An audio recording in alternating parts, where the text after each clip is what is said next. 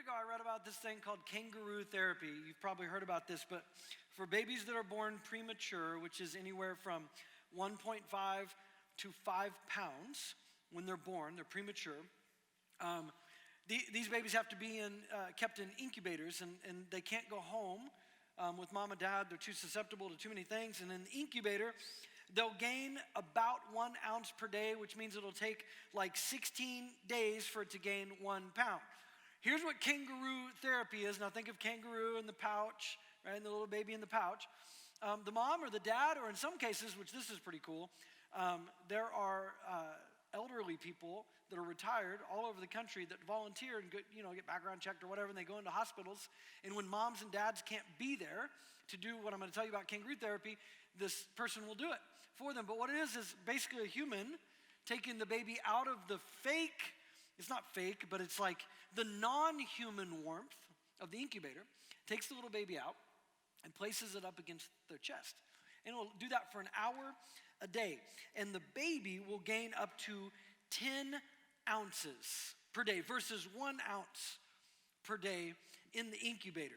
The idea is that human touch physically, we could talk about it metaphorically, but it physically changes a human life. It changes the world. And so tonight, I want to tell you this, or show you this story, a fairly familiar story if you're familiar with the New Testament, the Gospels, and the life of Jesus, especially his healing ministry.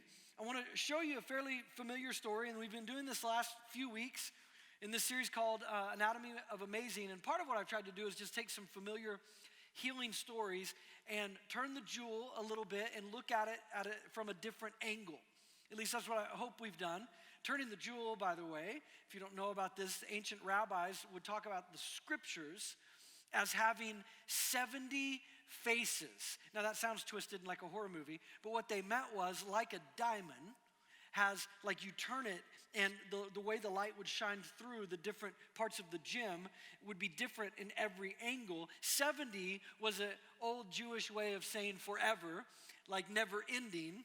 So in other words, you take the scriptures and you turn it just a little bit and look at these ancient texts in a different way, and you'll find something beautiful and brilliant and brand new. And I want to try to do that tonight by basically looking at this story and asking two questions. We did a few questions last week. I want to ask some different kinds of questions this week about this story, but my hope is that it will drill down a little deeper in our heart and stir something up. So Mark chapter 1, verse 40. Mark, by the way, was the very first of the 4 Gospels. The word gospel means good news. It's good news about Jesus. 4 Gospels, these were kind of like biographies of Jesus' life. Mark was written, the earliest tradition says it came from the preaching of Peter, the fisherman, the apostle, the first follower of Jesus, one of the first followers. This is Mark chapter 1, verse 40. It says, a man with leprosy came to Jesus and begged him. This word begged in Greek is parakaleo. Now, para means to come alongside, right? Like para is like I'm alongside this podium, right? Para. Kaleo, it's like to beckon someone, right? To call out, right? So it's like to beg in this word is for me to come like near to you and to cry out. For you to then, even though we're physically near, but to you for you to return the favor, for you to come near to me, not just physically, but like to help me. So this man comes to Jesus, a leprosy, not a paralyzed man, a man with leprosy, falls at his feet, begs him on his knees, begs Jesus. He says, if you're willing, you can make me clean. By the way, this is the first of 9 times in the Gospel of Mark where someone comes to Jesus, often on their face or knees, and begs him, parakaleo. The word leprosy used here, you'll see it several times in the Gospels. They're used for different kinds of skin diseases, which covered a lot of things, not just leprosy. But often in English, it just gets translated leprosy. It comes from the word lepo, or at least the root word. And lepo literally means to like flake off, peel off like scales. It's described only twice in the Bible. It's in the Old Testament, the descriptions. Book of Numbers, book of 2 Kings, both times this described this peeling, this flaking off as being white as snow. So this man has some kind of skin disease. And what he did by coming to Jesus on his knees, close to him, what he did was illegal. Because the Jewish tradition and law of their people, of Jesus' people, it required that he would shout out at least twice, unclean, unclean. Like that's what he would shout. To let people know, to pray for him in his suffering, but also not to come near to him. And it was believed that someone with this kind of disease, that they were suffering because of their own sin. That this gets pretty twisted in the ancient world. Either they sinned in their mother's womb, or they sinned at birth, or they sinned a little later on, or their mom and dad sinned before they were even born and now they're being punished. This is what they believe. Don't judge the ancient world too much. In 2019, we've got some pretty twisted ideas even about God, right? But so this man would have been seen as a sinner. He was unclean. They believed that they could catch his disease by touching him, right? And again, let's not judge this too quickly. The AIDS epidemic was in my lifetime. And I remember when we as a society in the 80s believed that you could get AIDS by touching someone with AIDS. I remember on the news when like believers, Christian people were some of the first people that would go into the hospitals of these like dying men and women of AIDS and be in the same room for them and pray for them and touch them. And people are like, oh my gosh, that's crazy. This is in my lifetime. And these people thought they would get leprosy or whatever the skin disease. Not just by touching them, but if they were close enough, they could get it from the air that they breathed together.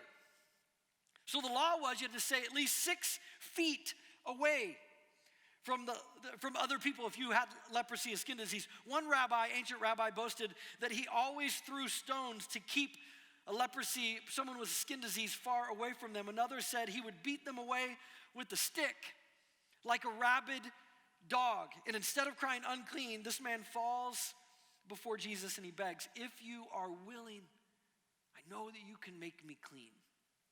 There's so many things under the surface in these encounters with Jesus that you just kind of have to kind of tease out a little bit.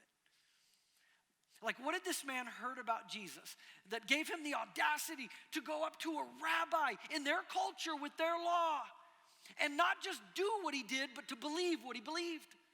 If you're willing, I know you can make me clean.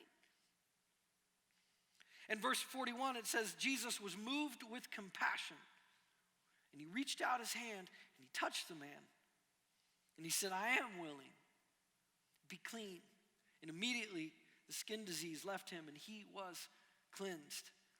Now, we got to talk about this word, the phrase moved with compassion. It's one word. It's this Greek word, splanknizo. I'm not going to say it right. This is why I write it on my notes phonetically. Splanknizoma. Splanknizoma. Splanknizoma. Splanknizoma. You want to try to say it? Splanknizoma. 1, 2, 3. Splanknizoma. It's a great word. We don't have words like this in the English. Splanknizoma. He was moved. Now, here's what it literally means. It means to be moved in one's bowels. You ever heard of a bowel movement? This is the word compassion in the Greek world. Now, there's a reason for this. They believed that like all of the like emotional feelings were in your gut. This is where the idea, I feel it in my gut, right? Splanknizoma, like he was moved with compassion. He felt it here. It was the seat of love and pity. And Jesus doesn't throw stones or swing sticks, but he also doesn't just heal with a simple word like he has so many other times. I tell you, take up your mat, walk home. Paralyzed man. Jesus never touched the guy, right? Just healed him. One time Jeff talked about it. This Roman soldier came, right? He had a dying servant and he wanted Jesus to come with him and heal him. And then this cool like interchange conversation happened. So Jesus said, okay, just go. He's healed. And like Jesus was like so many miles away from this man and healed him. But Jesus did speak. He said, I am willing. This word, thelo, This one's good too, because it's not just like, I'll do that. It means that you find pleasure in acquiescing to the request. Hey, would you do this? Oh, I would love to. There's a delight here. It's as if Jesus is literally saying, when the man says, if you're willing, you can make me clean. And Jesus is like, it's my pleasure to do this. 1 Timothy chapter 2, it says, God wills. God takes pleasure in the idea that all people should come to the knowledge of Jesus. 2 Peter 3, it says, God is patient, not willing, not having a desire, not having pleasure in the idea of anyone perishing, but all people coming to repentance. It wasn't just Jesus' pleasure to heal him, he touches the man. Now the Greek word here is haptomai. Haptomai, I think I've got this one right. And this one's good, because it's not just touch. There's actually this idea here, it means to grab and cling. Okay, so there's actually two words. The first one is touch. The other one is grab and cling. So what Jesus is, what it's showing you is he's reaching out and grabbing the man. Was he hugging him? I don't know. There's a word for hug. So, but he's at the very least, there's like this, it's not like Jesus is afraid. And it's not like he's just like, okay, I'll do it. He's finding great pleasure in healing this man before the skin disease even leaves. Because in the human touch is where the healing begins, and he reaches out and grabs the man. It had been years since he had experienced human touch, this man. That's how it worked in the ancient world when you had a disease like this. Human touch changes the world. I have two stories and then the first of two questions. I went to school with Jimmy Lee. And by society standards, he was just weird when we were in high school. He had some type of mental problems, but this was early 90s, and things were just dealt with a little differently then. Jimmy would get picked on a lot in school because he stood out wherever he went with the things he did and the things that he said.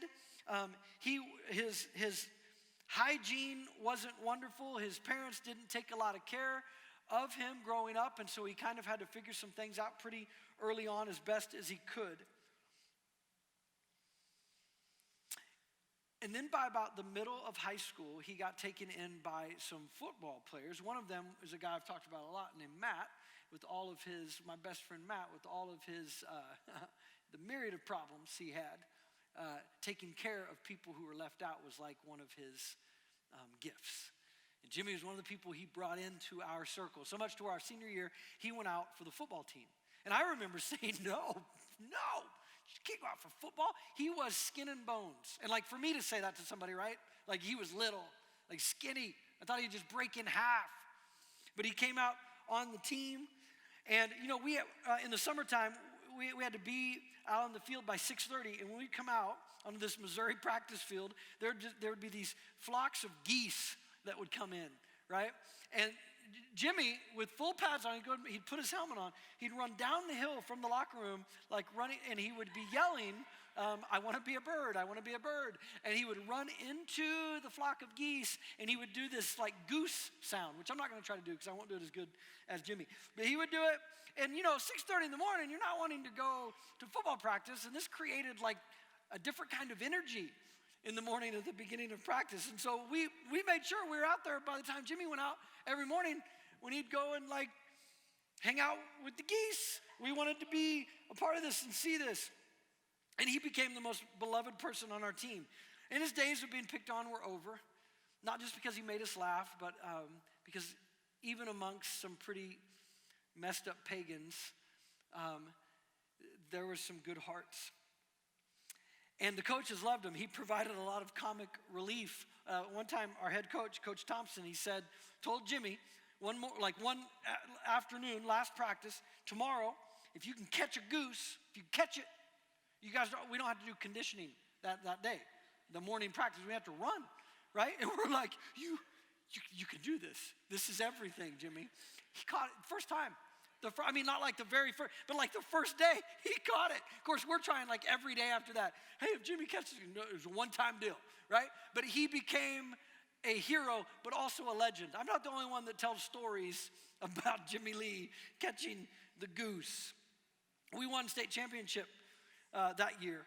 And at our football banquet, when you win in our little world, when you would win a state championship, everybody on the team, even if they never played a single second in the game, they lettered, right? On your letter jacket, it was a big deal back then. I don't know if it's a big deal now. And so Jimmy technically lettered, but those jackets are pretty expensive. And so were the state championship rings. Those were stupid expensive. And some of the senior captains and their families got together, and the coaches, and they made sure that they bought not only Jimmy a Letterman's jacket with all the patches and the letter and his name on the back, but also a state championship ring, and that was part of the presentation that night. Jimmy cried, everybody cried, and I saw him several years ago. He's my age, and so you can guess what that is, but he's got a good job. He's married, still super awkward and awesome, and he still wears that state championship ring.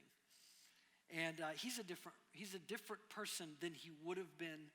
I'm not saying that's the only way his life could have been touched, but he's different because of that human touch, because it changes somebody. Brennan Manning, one of my favorite authors, in the book, The Furious Longing of God, he tells of a spiritual retreat where he went to, and the director gave him a passage to meditate on from the Song of Solomon, which is classic. If you don't know what the Song of Solomon's about, then it's just an inside joke. But Song of Solomon, chapter 2, verse 10 through 14, and he used the New Jerusalem Bible translation. Here's what it says. It says, "Come now, my love, my lovely one, come. For you the winter is past, the snows are over and gone, the flowers appear in the land. The season of joyful songs has come. The cooing of the turtle dove is heard in our land. Come now, my love, my lovely one, come. Let me see your face. Let me hear your voice. For your voice is sweet and your face is beautiful. Come now, my love, my lovely one, come." Okay, the Song of Solomon is a poem. It's by a man and a woman who are getting ready to be married. And they're saying, and if you find out some of the Hebrew language, you probably shouldn't read it until you're 35. I don't know, right? And but a lot of Christians throughout the ages have also, probably in some of their discomfort, have seen it as this like metaphor between Christ and his church. But that was the passage Brennan, this author, meditated on at this spiritual retreat. And years later, he writes in the book, he was working in the only leper colony in the United States, going from room to room, visiting these people who had leprosy. And he was called to come and pray with a woman named Yolanda, who was dying. And I'm going to read now from the book. He writes that Yolanda is a 37-year-old. 5 years ago, before leprosy began to ravage, she was one of the most stunningly beautiful creatures God ever made. I do not mean just a cute, pretty, or even attractive woman. I mean the kind of blinding physical beauty that causes men and women on the street to stop and stare. In pictures, Yolanda had the largest, most mesmerizing, most translucent brown eyes I've ever seen, set in this exquisitely chiseled face with high cheekbones, long brown hair, down to a slender waist and a perfectly proportioned bust. But that was then. Now her nose is pressed into her face. Her mouth is severely contorted. Both ears are distended. She has no fingers on either hand, just two little stumps. 2 years earlier, her husband divorced her because of the social stigma attached to leprosy, and he had forbidden their two sons, 14 and 16-year-old, from ever visiting their mother. He was an alcoholic, complete with frequent, violent mood swings. The boys were terrified of him, so they obeyed. And as a result, Yolanda was now dying, an abandoned, forsaken woman. I anointed Yolanda with oil, Brennan wrote, and I prayed with her. I turned to put the cap back on the bottle, and as I turned back to look at Yolanda, and if I live to see 300 years old, I'll never be able to find the words to describe what I saw. Her face was like a sunburst over the mountains, like 1,000 sunbeams streaming out of her face, literally so brilliant I had to shield my eyes. Yolanda, you appear to be very happy, Will you tell me why you're so happy?" She said, "Yes, the father of Jesus told me that he would take me home today. I vividly remember the hot tears that began rolling down my cheeks. After a lengthy pause, I asked what the father of Jesus said." And I got to work really hard at this. I've told this story in sermons before in some places, and it chokes me up every time. So I'm going to try to think of something funny. A funny thing Silas told me this morning. So let me see if I can do this. Sorry to steal any emotion from the rest of you as you hear the end of this story, but Yolanda answered Brennan about what the father of Jesus said, and she said, "Come now, my love." She quotes the Song of Solomon that he meditated on. I won't be able to read it without crying. But at the end, she said, as she's quoting it, she ends it with what God was saying to her, "My Yolanda, come, let me see your face. Let me hear your voice. For your voice is sweet and your face is beautiful. Come now, my lovely one." Brennan writes, 6 hours after her little leprous body was swept up into the furious love of the Father. Later that same day, I learned from the staff that Yolanda was illiterate. She had never read the Bible or any book for that matter in her entire life. I surely had never repeated those words to her in any of my visits. I was, as they say, a man undone. That story gets me every time because it's such a powerful story, right? It's beautiful. But I actually think the story about my guy, Jimmy Lee, is a better story. It doesn't make me cry, though, when I tell it. Partly because Brennan's such a good writer, so descriptive, and he captures the moment so well. But also because of how much and deeply Yolanda suffered. But Jimmy's story is a better story. Because Yolanda shouldn't have had to die like that. I'm glad Brennan was there, but where were God's people, right? And I love Jesus so much for a lot of reasons, and one of them being there for someone like that who's dying in that way. Mark chapter 3, Jesus is in a synagogue on the Sabbath when a man comes in with a shriveled arm. Same stigma in that culture as the man with leprosy. But it's a Sabbath. And according to the preachers of the Jewish law, you weren't supposed to heal if you had that power on the Sabbath because that's work. So they're watching Jesus as this man with the shriveled arm comes to Jesus. And they're watching to see if he will break the Sabbath. And Mark chapter 3 says that Jesus is before this man, and he turns and looks at all of them. The Bible says, and he looked at them with anger. And then he has some words for them, right? Like, is it good? Is it good to do good to someone or to do evil? What kind of question is that, Jesus? It's the kind of questions he always asks, right? Nobody answers. And it says he was angry. And it's a word, man. Like it's a word that has emotion. Like it's a word that deserves a face, right? But it says he looked at them with anger, and then he grabbed the man's hand and healed him. Some scholars believe that the word compassion, the splanknizomai, right? Jesus was moved with compassion, moved in his guts, right? I am willing to be my pleasure. Some scholars say that there was an emotion, this idea of anger attached to it. Not at the man. We don't know that there were any Pharisees and preachers of the day there then, but moved with compassion and righteous anger that this man in Mark chapter 1 had to suffer that way. Think about the injustices in our day. Political theater and moral depravity, right? Human trafficking, child abuse, racism, environmental apathy. We could go on and on. There's plenty of injustices that we can rail against with our words and with our posts, right? But Jesus' compassion and his righteous anger, it wasn't vented through words alone. He reached out, stepped forward, and did something to make a good difference.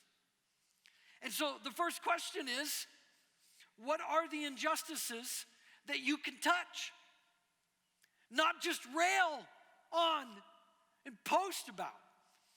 But what are some injustices, some wrongs in the world that you personally can do something good and reach out and touch. That's where the Jesus juice is. That's how he lived, and that's how we're called. Who's the Jimmy in your purview, in your horizon, in your life, maybe in your home? It's great to be involved with big causes.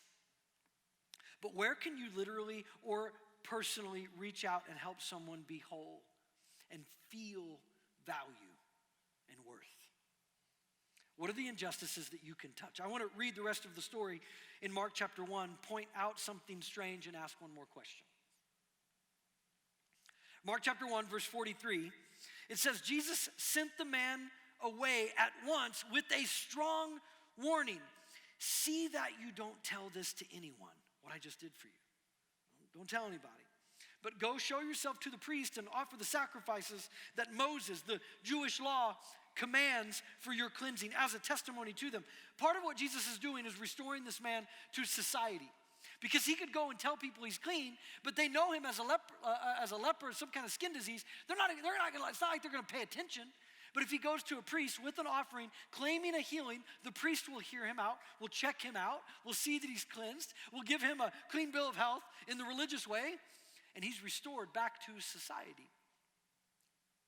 But instead, the text says, this man went out and began to talk freely, spreading the news. And as a result, Jesus could no longer enter a town openly. He had to stay outside in lonely places, yet the people still came to him from everywhere. A strong warning Jesus gave the man. Don't tell anybody. If you read through the Gospels, Jesus does this a lot. Here's a few examples. Jesus brings this dead girl to life with her mom and dad in the room, and Peter, James, and John. Those were Jesus' three favorites. Some of you think God doesn't have favorites. He does, and I'm one of them. But Peter, James, and John, they're in the room, the girl's parents, and he raises the girl to life. And I love this. There's a couple things that are just so weird about this. The first one is he goes, hey, don't tell anybody about this, right? And then he goes, and give her something to eat. And then they don't explain that. It's just kind of like matter of fact. Like, Peter, James, and John are like, man, we feed her, I guess. Like Jesus just says it as if like, because when you die, come back to life, you're kind of hungry. Have an appetite. So give her something to eat, but don't tell anybody. Matthew chapter 9, Jesus heals a blind man, but then sternly says, don't tell anybody. In Mark chapter 7, I like this one. There's irony here. I don't know if Jesus meant it, but I like it. He heals a man who is deaf. And the first thing Jesus says to him is, don't tell anybody, right? You can't, come on. Matthew 16, Jesus reveals that he is the Messiah to his disciples. Let me give them a chance to believe it. Who do people say I am? Elijah, you're a prophet back from the dead. Some people think that. Oh, who do you think I am? Peter says, you're the Christ. You're the Messiah, the Son of the living God. And Jesus says, you're right, but don't tell nobody, right? He says, don't tell anybody. I could go on and on.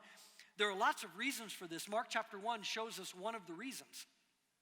There's more reasons than just this one, but part of it, when people find out that he can do these kind of things, people come for the show. And as I've said through this whole series, the miracle is never about the miracle. For Jesus, he's doing some things that represent the kingdom message that he is proclaiming. And in these temporary physical healings are represented an eternal reality of Jesus' kingdom. But when people find out about the circus, man, they come from miles around and they want to show. And there's other reasons, but this all gets in the way of this announcement of new kingdom. Jesus is pulling back the curtain, mostly through his preaching. He says that's why he came, to announce the kingdom. These miracles are just kind of a reality of what's going to happen in the presence of the Christ. But Jesus is bringing brand new creation, but too many then and still simply want a brilliant circus. We know that there are times that we are to share what Jesus has done for us, in us, what he has said to us. But honestly, in the Gospels, those are actually rare. We looked at one a couple weeks ago, Mark chapter 5, the demon-possessed man. Jesus commands him. The man begs him to go with him, to leave, like his town where he's been the demon-possessed man. And Jesus says, no, you go home. And you tell your family how good God has been to you, how much mercy he has given to you. That's Mark chapter 5. John chapter 4. This one isn't even one where Jesus tells someone to do something, but the Samaritan woman that Jesus encounters and interacts with and they talk to, he kind of freaks her out by knowing the things he knows, and she runs back into town and tells them, and she's got a sinful past, right? People know this woman. And she says, hey, come see the prophet who told me everything about my life. And they all come out. But Jesus didn't stop her, but he didn't tell her to go. After the resurrection, Mark chapter 15, Matthew chapter 28, he says to the disciples, go tell everybody who I am, what I've done. There's only one more that I could find. And it's not like I can find everything. Maybe there's more, but there aren't many. That's what I'm going to bet on. You can try to find me one where Jesus says, go and tell what I've done for you on this side of the resurrection. But there is one more. But I counted 13 times that he commanded, 13 distinct times that he commanded, don't tell anybody. But one in particular, Mark chapter 9. Peter, James, and John, the three favorites, the homies, they're with Jesus and they see a vision. You should read about this. It's weird. But it's a moment, I think, of past meeting the present, meeting the future, all at the same time. Moses and Elijah are there with Jesus. And it doesn't explain this to us, so my opinion is as good as yours. I don't know that it's like they've been dead and their souls are with God and however all that works and then they come then. I don't know. Or is Jesus now meeting with Moses and Elijah when they lived? And so Jesus is both now and then, and they are then and now, and it's what is to come because it says Jesus is transfigured. I don't know, right? Like it's a weird moment, and there's more there, but that's for another sermon. And then when it's done, and Peter says weird, trippy things because it's weird and trippy, Jesus then says this. It's actually the word there used is he commanded them, he ordered them, don't tell anyone what you've seen until I've risen from the dead. And then in verse 10, he says, they kept the matter, I'm just giving you this as an aside because it's awesome. Verse 10 says, they kept the matter to themselves, but they discussed what risen from the dead means. Just another point that the disciples had no idea what this whole resurrection thing was all about. Here's my question. Are there times when you and I should be silent about what Jesus has done for us? Are there times when we should be silent about what we believe he's telling us right now? Maybe part of what Jesus is doing by warning them not to tell yet, and maybe when he might say that even to us, maybe he's revealing in you and in me and in those he healed that often what we immediately desire, what our will often is to want to do when the Lord touches and helps us is to share it immediately, to post it, to like kind of pronounce some kind of conclusive truth over the whole thing, and maybe even brag a little bit, but kind of act like we're not, right? Maybe kind of show that we're one of his favorites and super cool and spiritual, but not really, but actually humble, right? Maybe part of what Jesus is doing is asking us to let it settle a little bit like a seed that's planted. Let it grow. I was sharing some of this with Jeff, and he said it's like putting all these ingredients together to bake something, but then you take it out of the oven way too soon. That's kind of what we do sometimes. When God works in our lives, when God may be speaking to our hearts, right? We're a culture of look, like, right? And I'm like this too. Maybe Jesus is wanting us to trust what he's doing and saying even when we don't fully understand it. Maybe he's wanting us to stay near to him and learn even more how to listen to him even when we don't understand exactly. You see this in another leprosy healing in Luke chapter 17, where there are 10 men with leprosy. They cry out for mercy. Jesus says, he doesn't touch them. He says, go to the priest. That's all he says. Go to the priest and offer the sacrifice. And as they go, they're healed. 10 of them. One immediately comes back. In Luke chapter 17, verse 15, it says, one of them, when he saw that he was healed, he's walking, he's healed, he comes back. He praises God in a loud voice. He threw himself at Jesus' feet and thanked him. And the Bible makes sure to point out, he was a Samaritan, a foreigner, non-Jewish, a hated. And do you notice that they were all hanging out? 9 Jews and a Samaritan. It's cool to hang out when you're ostracized from everybody else. Sometimes when you're outcasts, right, you kind of find each other, right? Until you got a chance to get back into the normal, right? And the 9 Jewish men, and here's the thing, we look down on the 9, but what did they do? They did what Jesus told them to do, which was the Jewish thing to do. This guy, this Samaritan, he doesn't need to do the Jewish thing. He's not hinged to the Jewish thing. However, as a Samaritan, and you can read a few things about their customs, they had customs. They believed in Yahweh God. This man didn't do those either. Evidently, this man wasn't even hinged to those in the moment. He found out that he was becoming hinged to Jesus. And as I was reading that, I thought, I want to be hinged. I want to be hinged to Jesus. This is what I would like in my life, more and more and more, to a person, the person of Jesus, not a performance. Like I want Jesus, not simply an experience of him or a story to tell about him. I mean, I really do. That's what I want. But I also want the other stuff too. My instincts are to want to share, like right away.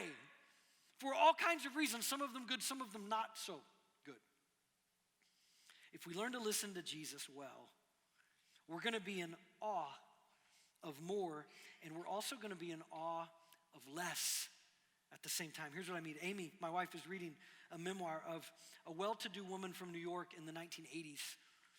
And this woman spent almost a year with Mother Teresa among the desperate and the poor of Calcutta, India. And the book's great. She's like reading full pages to me. And the author, her name's Lorna. And she had, as most people would, had almost a divine expectation of what Mother Teresa would be like. I mean, this woman who would eventually, after her death, become a saint within the Catholic Church, right? You got Peter, right? James, St. James, you got all these guys. And you got St. Mother Teresa. Right, so she had this like divine expectation. And one of their first times that they spoke, Lorna, the author of this book Amy's reading, she said, "Hello, Mother," to Mother Teresa. And without even looking her in the eye, Mother Teresa took Lorna's hand and pointed to the red fingernail polish. And she said, "Why do you wear that stuff?" To which Lorna replied, "Well, I think it's pretty and decorative." And Mother Teresa says, "You should decorate your heart. Besides, nail polish is expensive, and it would be better if you sold what you have and gave the money to the poor." Straight up, when Amy's reading this part to me, I rolled my eyes. I'm like, Mother Teresa. The author was frustrated. She wrote, "Gone were my feelings of awe and admiration for her. How dare this little woman judge me this way?" And she said some other things, but she said this to Mother Teresa. She said, "Well, selling one's cosmetics," Seth's trying to call me. What's up, Seth? Sorry, later, bro. She said, "Selling one's cosmetics and giving the money to the poor, I seem to remember, is exactly what Judas suggested to Jesus." If you know that story, I'll tell you about it in a second, kind of. But as soon as Amy read that part, I immediately liked this author. Right? She's like using scripture for her sarcastic response to Mother Teresa. So she basically, because the room goes silent, because Lorna just compared Mother Teresa to Judas and herself to Jesus. And then she says, the whole room went silent. The sister nuns just stood there with their jaws open. Lorna felt terrible, of course. She just insulted Mother Teresa in her own house, this godly giant of the faith. And that's when Mother Teresa laughed. And there's more to the story, but here's what I want to say. Sometimes you realize that your spiritual heroes, spiritual giants, are often just grumpy, overworked, and tired souls who think they need to challenge everything. Like they're Jesus part 2. When probably what they really need is just to laugh a little bit. There is something practical and yet transcendent about actually getting to know Jesus. Not the Jesus of history, but the one who is alive today, which is one of the same. There's something practical and transcendent because you begin to see that the whole thing, all of life, the whole thing is a burning bush. It's all God's. It's all his. But you're also in awe less because as you get to know Jesus, actually get to know him, that you're less impressed with status or flash or superficial because knowing the one who holds all things together helps us learn to put life in proper perspective. Jesus is the prodigal father who says, my child, you're always with me and everything I have is already yours, but we had to celebrate. We had to be glad. Is the miracle, is the touch of God, is his word to your heart? Is it more about what it does for you or even what it could do for you if you were to share it with others? Or is it about knowing more and more how to live this life in this new kingdom way? This wisdom can protect you from your own ego, but it can also protect you from the misplaced egos of others. I'm not going to give you a specific story, but because there's a lot over my years as a spiritual leader, like neighbors and friends, and sometimes even strangers when they find out what I do, that they'll ask about my Christian faith, but they'll do it with a teasing or sarcastic tone, or these are Christians sometimes too, right? People that ask you a question, but they're not really asking you a question. They want to tell you something, but they're kind of finding out what you, and like, I don't always know what I'm getting into, but when I sense that this isn't really about this human connection thing, I just won't share very much. And that's been a skill, by the way, because I love a good fight, right? A good argument. I like it. Sometimes that's okay, but often it's not. And there has to be kindness here, but there's also wisdom. And sometimes limiting what we share. I think that a lot of religious people, me included, we often believe that the power and the truth and the content of our Jesus experiences are what changes a human heart. But that's rarely true, maybe never. It's the power in a person, the person of Jesus, that changes a human heart. And sometimes Jesus says to us, keep it to yourself for now. Let it grow. Let it simmer a little bit. So what has Jesus done for you and in you? And what is he doing in you right now? And what might he be speaking to you? And have you listened well enough to hear if he's warning you? That's not to share right now. I want to tell you one more story. This is one that came to me in writing this, which will make sense in a moment, but have not thought of this in years, and that will make sense soon. But something that happened to me on my first visit to the country of Haiti in 1999. I was some of your age. I'd have been about 23 years old. And I didn't tell anybody the story for over a decade after it happened. I had it journaled, and I felt the Lord was saying, this is between us. You don't need to share it until you know you're not sharing it only as a good story, but that the truth of it is in your bones. Then you can share it. Now, the Lord obviously knows me. He knows you too. By the way, this is a reason, I'll tell you the story in a moment, because I can now. But this is a reason I'll often tell stories again and again. You can ask my wife. I used to read my sermons to my wife in Missouri, my first decade in ministry. And sometimes she'd go, you've told that story like twice in the last year. You should tell, and then she'll say this, and I'll be like, nah, I can't, not yet. I'd be like, I don't care, I'm just gonna tell the same one. I know that one, I believe that one, it's good. And if they don't wanna come and listen to me anymore, I don't care, right? This was not the best attitude, but it was honest. So this is often why I would hold on to certain stories until I was sure they were in me. And it wasn't just about telling a good story, because that's in me. And maybe it's because sometimes I'm lazy, and it's probably a little both. It depends on the week. But in Haiti, 1999, there was a dentist there for 2 weeks, and he was doing dental work. And I was to clean the person's teeth with this little toothpick thing, like a dentist one, clean it. And then we had this brush thing. We had the whole setup. And most of these people had never visited a dentist or even brushed their teeth. It's Haiti. It's the poorest country in the world. Like they work every day to survive. They're not worried about dental hygiene. Neither would you and I if we're living to survive. The first person was a woman, probably 30 years old. She was so afraid and so nervous. And I didn't have a translator with me because the translator was with the dentist, as they should be.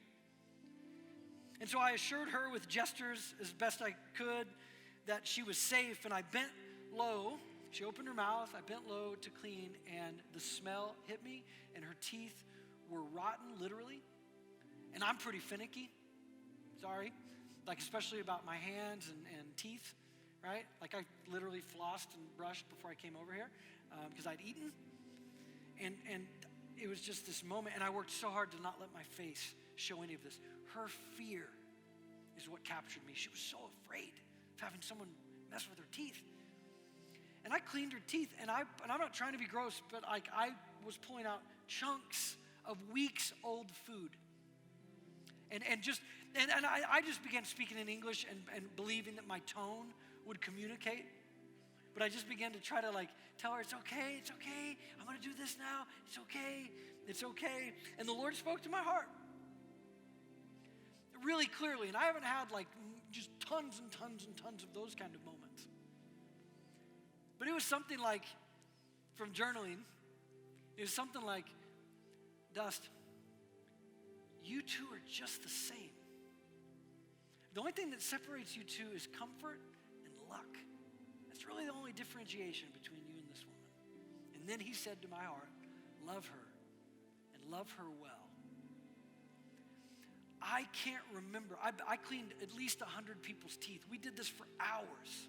I can't remember a single bad smell. I have no images except hers from the very beginning. None about their teeth. Because at that point, I wasn't cleaning what I felt like was, oh, this is so gross. Like I was loving it. I think I was loving well. And someone took a picture of the woman and me cleaning her teeth, one of the team members, and they gave it to me at the end of the trip. And I scanned it, and I had it when I first started doing that, like literally scanning the physical pictures and putting it on your computer. And I came across it years later. And I'm not going to show it to you because I deleted it. I don't have the original, and I deleted permanently the digital copy. Intentionally. I never wanted to show the fear and worry of this woman on a screen. Like the memory, the moment, that was for me and the Lord. And eventually it took 10 years before I could tell it. For all kinds, there's layers of reasons why. And the picture didn't matter. And the story wouldn't be shared until I was sure the truth was deep in my bones. And I hope it still is, Lord. But what is an injustice or a need that you can touch? Not just rail about, not just post about, but do something, no matter how small. And what has Jesus done for you or in you? What is he saying possibly to you that you may need to remain silent about, at least for now? By the way, any of you that are in a close relationship and you have good secrets, you have inside jokes, that's almost the definition of intimacy. Begin to build these with Jesus. Because the longer I get on this side of age, the more meaningful those are. I'm a long way away from death, barring anything tragic, but I'm closer than you. And I want to go out with as many of those as I can. And the ones I share, I want to make sure that they're deep in my bones and that I'm living them. This is why, because I don't always. And there's a lot of times that I want to share and tell about it right away. And for me, maybe not for you, for me so often it's because I want you to look at me, you or whoever I'm telling, and see me as something I'm not.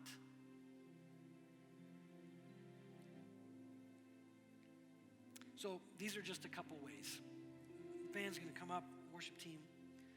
we'll respond. But these are a couple of ways where we take the scriptures like a jewel.